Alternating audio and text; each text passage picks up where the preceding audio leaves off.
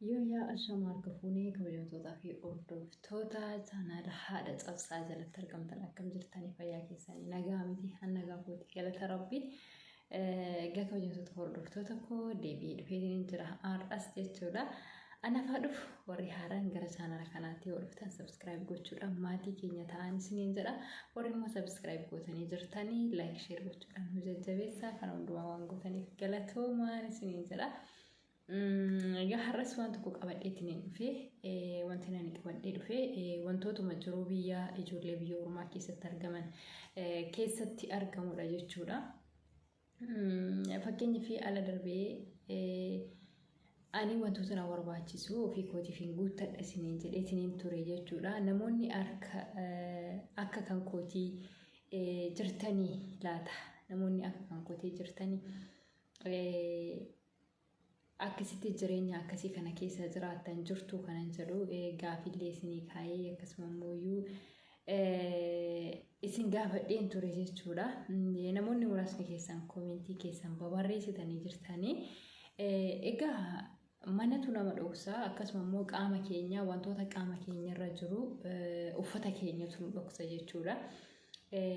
Immoo mana keessatti manni immoo waan mana sana keessa jiru manumatu qabatee taa'a malee yoo ati baastee dubbatte malee ofiin bahee ofiin himu jechuudha. Egaa haa ta'u malee ani akkuma isiniin jedhee wantoota hundumaa ofii kootiif hin guuttadha. Wantoota bitadhu keessaa wantoota muraasa hatta kilaasikuu keessa kan kaawwadha. Wantoota muraasa immoo waan na jalaa bada jedhee yaadu firiijidhuma keessa kaawwadha jechuudha. Egaa shaayirraa jalqabee hanga nyaata hundaatitti jechuudha kan ani bitadhu. Inni tokko tokko innaa yaadu jechuudha. Maaliifini asitti erga nama kana hundaa nyaata kan koos wantoota na barbaachisu hundumaa ergan ofii kootii ani kan guuttadhu ta'e maafan galee maatii koo faana hin jiraanne yookiin immoo maafin bahee alarra hojjenne maallaqni naa dabala osoo alarra hojjedhee jedhee na yaada jechuudha. Yeroo baay'ee ni yaada. Haa ta'u malee innaa osoo gara biyyaa deemnee maatii keenya faana jiraanne jenne jiruun biyya keenya keessaa baay'ee ulfaatadha. Isa har'a ofii keenya of fayyannee ofii keenyaafis xaqqamamnee maatii keenya gargaarruus miti jechuudha. Ofii keenya fontaanu osoo gara biyya keenyaa deemnee ofii keenya fontaanu jechuudha. Fakkeenyaaf maallaqni nuti harkatti qabannee jirru yookiin immoo dalagannee jirru yoo nu jiraachiste yookiin ji'a 3 yookiin ji'a 4 nu jiraachisti.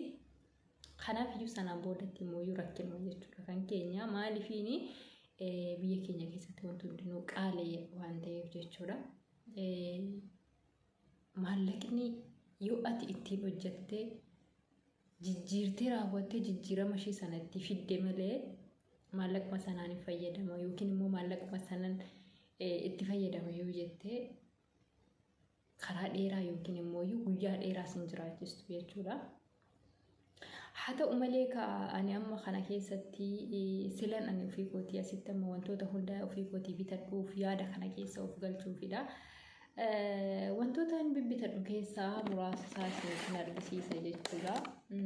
Fakkeenyaaf shaayiin ani bitadhu kartuun waan fidadha. Shaayii kana fayyadama jechuudha. Shaayii isa kanadha kan ani fayyadamu kunii. Batalee shaayiin kuni waa baay'ee ariifadha jechuudha. Baay'eedhaaf isin barbaachisaa waa baay'eedhaaf ariifadha jechuudha. Tokkoffaa shaayiin kuni namoota borcii qabdaniif jechuudha. Nama borcii qabdaniifi galgala shaayii kana dhugdanii yoo raftanii nyaata keessan nyaattaniituma jechuudha. Waan nyaatu barbaadan sana osoo sa'aatii hirribni keessanii hin gahin sa'aatii walakkaadhaan booda osoo sa'aatii walakkaan ganaa kan isin hafu yookiin sa'aatiin tokko wayii kan isin hafu nyaata keessan nyaattanii erga nyaata nyaattanii xiqqoo turtaniin booda shaayii kana dhugdanii raftu jechuudha. Shaayiin kun baay'ee ariifadha jechuudha. baay'ee ariifidha. Baay'ee ariifidha jechuudha. Mana kan hin jedhamne hedduun jaalladha jechuudha shaayii kana. Lammaffaa wantoota ani fayyadamu jechuudha. Inni kuni buuphaadha jechuudha. Buuphaa manumatti bitadhee kaawwadha jechuudha ofii kootiini. Maaliif kan isaan irraa hin fayyadamu jechuudha. Maaliif yeroon irraa fayyadamu hin jaallata waan ta'eef jechuudha. Niin arga haaluma isaan irratti waan an arguu fi ani immoo waan isaan jibban tokko waan isaan akkan ani fayyadamne barbaadan tokko abadan hin fayyadamu jechuudha. Inni kuni 15 of keessaa qaba. 15 of keessaa qaba jechuudha. Birrii 10 bitama. Biyya kanatti jechuudha. Birrii 10 bitama jechuudha. Wanti biraa wantoota fakkeenyaa fi kuni dhadhaadha jechuudha. Dhadhaa kana tureera erga fichisiifadhee yeroo maallaqa erguu fichisiifadhe jechuudha. Turee jira naannoo ji'a 5 waan akkasii ture jechuudha. Wanta barbaadu hojjetadhu dura zayituunii fidataa ture. Erga immoo dhadhaan kun naa dhufee zayituunii fi dhadhaa kana xiqqoo itti godhachaatiin itti fayyadamaa ture jechuudha. Egaa jireenya ani jiraadhu keessatti yeroo tokko innaan ilaalu Itoophiyaadhuma hin jiraayi innaan jedhu si jira beektanii. Kana birrii 100 naa dhufe jechuudha. Kuni gumuloon isaa birrii 100 naa dhufe. Dhadhaan isaa baay'ee akka malee jabaadha. Urgaan isaa maal isin himuu hin danda'u baay'ee jabaadha jechuudha. Jabaa isin hin jedhu in ulfaatadha. Jechuun bakka xaamin isaa xiqqashuu takka yoo itti gootanii akka malee keessaa dhufa jechuudha. Ammas kuni mixmixaadha jechuudha. Mixmixaan kunillee dhadhaadhuma faana naa dhufe. Fixaatiin jira jechuudha. Xiqqoodha. Inni kunillee amma ji'a 5 ga'ee jira jechuudha. Erga naa dhufe ji'a 5 ga'ee jira jechuudha. Kana hundasaa ani ofii kootiifin jechuudha. Fidadhee itti fayyadama jechuudha. Maaliifin yoon ofii fidachuu baadhee yoon ofii kootii qoonqoo kan koo kana eeguu baadhee fayyaa hin argadhu. Fayyaa yoon dhabe immoo maallaqa kana caaluun baasa waan ta'eef jechuudha. Fakkeenyaaf dhadhaa kana ji'a 5 darbaa jira amma kunoo birrii 100 naa dhufe birrii 100 biyya kanaa jechuudha. Kuno ammayyuu itti fayyadamaa jira jechuudha. Isayyuu ana qofa miti gaafa bakka biraa fa'aa yeroo deemu fuudhee deemee ijoollee waliin fa'aa itti fayyadamutu jira jechuudha. Fuudhee bakka inni mana biraa deemu mana ijoolleen kenna jiran yeroo deemu fudhadheetiin hin deema jechuudha. Fuudhee deemee achitti waan barbaanne itti godhannee isaan waliin itti fayyadamaa jechuudha. Akkasuma shaayiin kun immoo birrii 10 bitama. Shaayiin birrii 10 buuphaan siin kunillee birrii 10 bitamti. Buuphaa kana guyyaatti yoon fayyadame takka fayyadama jechuudha. Sana yeroo hunda fayyadamu waan nama garramu yeroo hunda fayyadamu jechuudha. Irra darbeetiin fayyadama. Akkasuma wantoota biraas wanti ani fayyadamu watiidhaaf jedhee jira jechuudha. Kuni misiradha. Misira hororamaadha jechuudha. Misira hin beekan jedhee abdii qaba. Namni wallaalee hin jiru. Isa kanallee yeroo barbaadetti waajjira isaa hin hojjetadha jechuudha. Mana kana keessatti wanti ani har'a har'aatitti ofii kootiif jedhee hin bitin shunkurtii qofa jechuudha. Shunkurtii qofa hin binne jechuudha mana kana keessatti aga ammaatitti jechuudha. Aga mana kanatti dhufeetti. Akkuma isiniin jedhee waggaa 5 Beirut keessa kanan ture guyyaa gaafa takkaa jechuudha. Uffata ofii kootii bitadhee beeku jechuudha. Yeroo tokko suuqii nageessi uffata bitadhaa jennaan balaa natti buuste jechuudha niitiin. Bakka aga mana kana keessa jirtutti naan jette. Aga mana kana keessa jirtutti waan si barbaachisu hunda anatu si guutuu qaba malee ati bitachuu hin qabdu. Haraama naan jette. Haraama ati bitachuu hin qabdu jette. Natti lolte jechuudha dhugaa rabbii. Kanaafiyyuu manni hundi tokko miti. Amma fakkeenyaaf biyyuma sana keessattuu ani biyya biraa ta'ee biyya biraa jiraannee dhiisatii biyya sanaa baanee biyya biraa keessa jiraachuu dhiisatii biyyuma sana keessa ta'eetu manni hundi tokko miti jechuudha. Manni hundi tokko miti. Amma fakkeenyaaf mucattiin Keeniyaadha. Afaan Arabiffaatiin walii gala malee afaan isiitiin walii hin beeknu jechuudha. Arabiffayyuu badaa hin dandeessu jechuudha. Arabifa badaa hintanii jettu Ingiliffa baay'inaan haasofti. Ingiliffa kanayyuu haasa isaan Ingiliffi isaan haasa'anii fi inni nuti haasofnu tokko miti jechuudha. Baay'ee gargariidha. Amaariffa xiqqoo immoo kortii turteeyyuudha. Garuu irra caalaan bakka Arabiffaani jechuudha kan nuti wal faana haasofnu mucattiidha. Mucattiin kun baay'ee rakkatte jechuudha mana keessatti. Ani hatti yeroon achitti jiru sanatti shaampoo filadhaa ture jechuudha.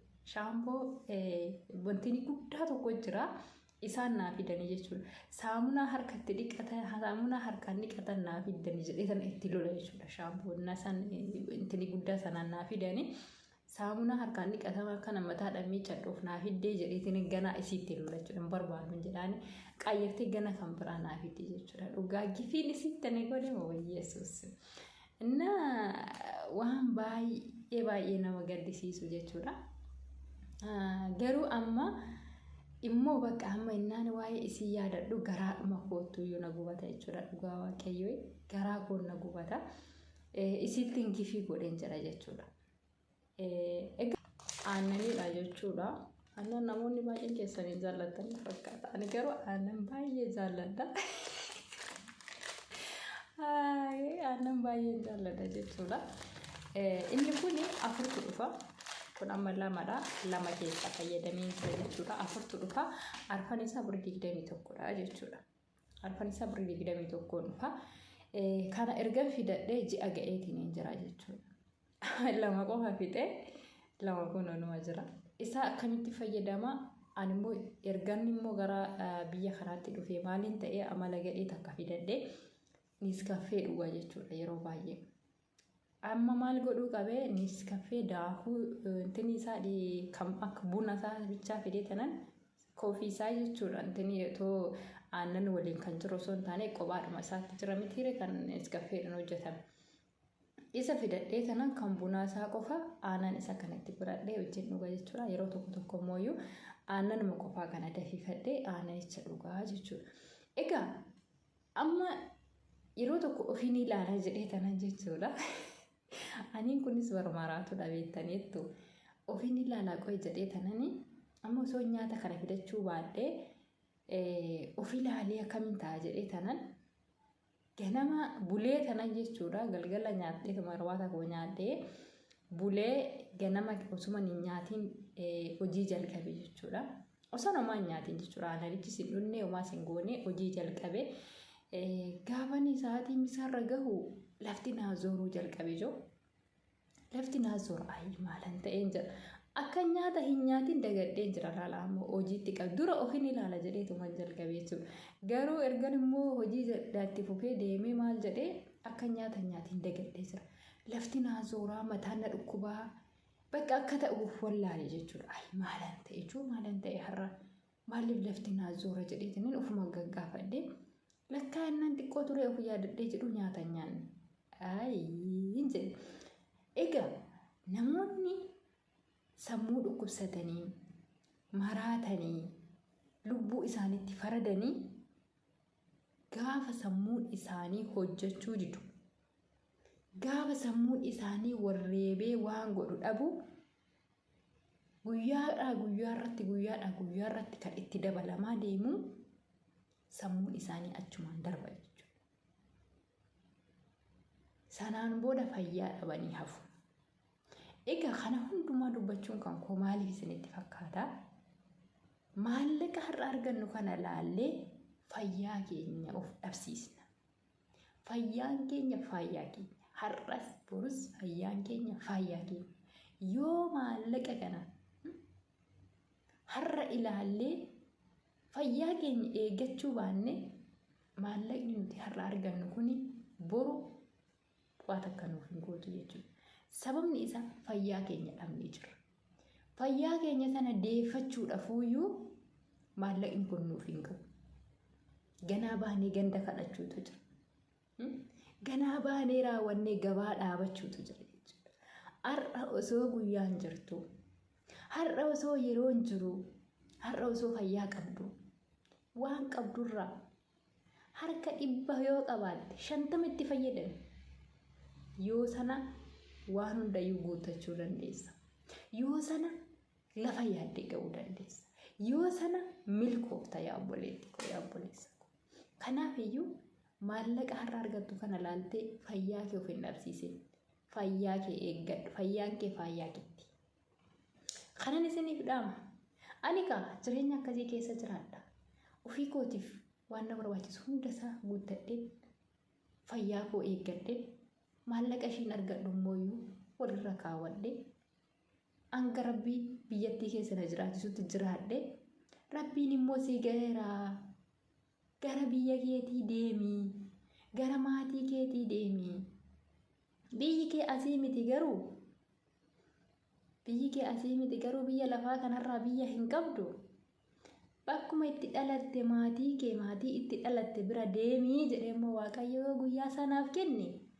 Gara maatii kootii deemen akka Waaqayyo na jiraachisetti. Akka Waaqayyo eeyyama isaa naa baasetti jiraadhaa jechuudha. Gaafa immoo guyyaan kan koo geesse gara mana dhugaa kootii deemaa jechuudha.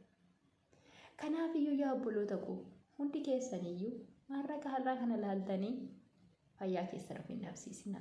Har'as borus dhaamsinaan isiniif dhaamu kanuma. Fayyaa keessan eeggadhaa.